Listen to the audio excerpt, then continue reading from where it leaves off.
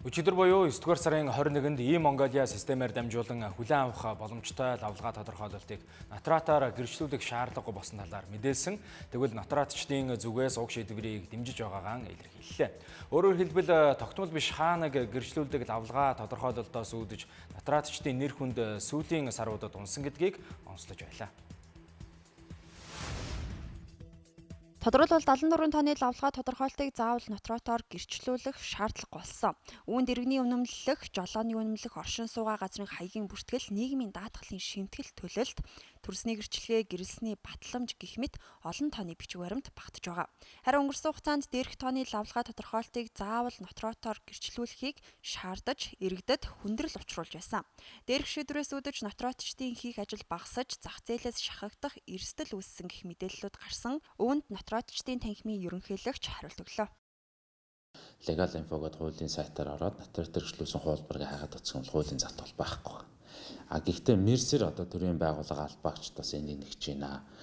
Одоо надад бичлэн байгаа юм одоо нэг ямар шаардлага байт юм болоо гэдэг одоо нийгэмд тийм бүхэнл үүсэт идэг. Угтаа бол бид нар тэр бүгдийг одоо банк гэрчлээд гэдэг юм уу тэр үйлдэл нь бидний одоо нийт гэрчилж байгаа улдаа дийлэг олох эзлээд ч гэдэг юм ерөөсөө тийм байхгүй. Хаяныг үйлчлэгч өөрөө л хүсэж одоо гэрчлүүлж байгаа юм тохиолдол байна. Төрийн үйлчилгээний нэгдсэн систем буюу E-Mongolia системээр дамжуулан хүлээн авах боломжтой нийт 74 тонны лавлгаа тодорхойлтыг тогтмол биш хааныг иргэд нотариатаар гэрчлүүлдэг байсан талаар нотариатчдын танхимын ерөнхийлөгч хэлж байлаа. Гэвч энэ нь нийгэмд буруу ойлголт төрүүлж тогтмол заавал гих тодтголтой мэт ойлгогдож нотариатчдын нэр хүндийг унгаж байсан гэдгийг тэрээр онцллоо.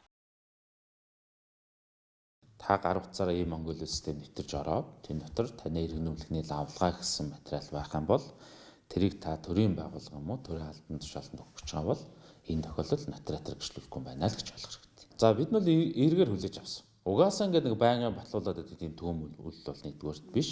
Хоёрдугаарт иргэдийн дунд зөрүүтэй ойлголт байсныг өчигдөр ингээд санамж бичиг зурж олон нийтэд заараснаар одоо ингээд иргэдийн дунд бол зөрүүтэй ойлголт ингээд цэг тавьж байна, дуусчихна гэж ойлгож байгаа. Тэгэхээр бид нэр батлааг байхад батлаад байна гэдээ ингээд бичээд байсан бидэрт угаасаа таагүй байсан. Бид нар хаяа батлаагүй штэ гэдэг бол хэлдэг байсан. Нотариатчдын хувьд дээрх 74 тонны лавлгаа тодорхойлтоос гадна гэрээ хилцэл, итгэмжлэл, гарын үсэг, өв залгамжлал, гэрээслэл, иргэн хоорондын тохиролцсон харилцааг гэрчилдэг байна.